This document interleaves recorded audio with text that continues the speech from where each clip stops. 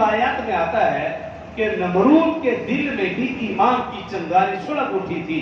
اس نے بھی دیکھا کہ ابراہیم یہ تو سچا لگتا ہے, میں جھوٹا ہوں, اتنی بڑی آگ میں بھی وہ بچ گیا تو یقیناً یہ سچا ہو سکتا ہے. ایمان کی چنگاری جاگی, لیکن بادشاہت آڑے آ گئی, مال و دولت یہ چیزیں یہ آڑے آ گئی, وہ بھی ایمان نہ لایا.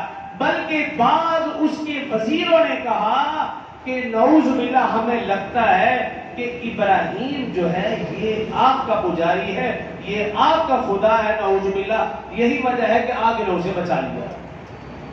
اس طرح اس کا دماغ مزید خراب ہو گیا اور نمرود چیلنج کے لیے اتر آیا.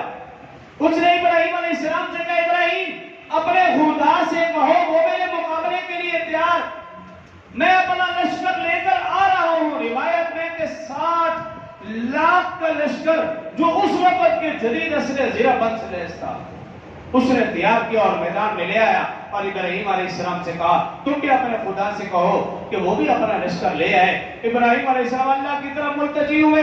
اللہ رب العزت نے فرمایا, ابراہیم تم نمرود سے کہو وہ میدان میں آ جائے, میرا لشکر آ رہا ہے.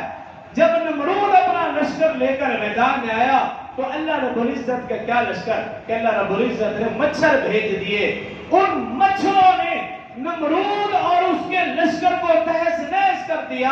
روایات میں کہ ایک لنگڑا مچھر نمرود کے دماغ میں گھسا ناک کے ذریعے سے, اور اس نے ابراہیم علیہ السلام 40 دن آگ میں رہے تو وہ مچھر 40 دن نمرود کے دماغ میں رہا. اور روزانہ اس کے فوجی نمرود کے دماغ کے اوپر, سر کے اوپر جوتے لگاتے تھے. جب 40واں دن آیا تو نمرود نے کہا آج ذرا زور سے لگاؤ. زور سے جوتے لگائے اور تکلیف مزید بڑھنے لگی. کہا اور زور سے لگاؤ. اتنے زور سے جوتے لگائے کہ اس کا دم ہی نکل گیا. اللہ رب العزت نے وقت کے سب سے بڑے بادشاہ کو جوتوں کے ذریعے موت دی, یہ سکھانے کے لیے کہ کامیابی روپے پیسے میں نہیں, کامیابی بادشاہت میں نہیں, کامیابی صرف اور صرف وقت کے نبی کی بات کو ماننے میں ہے.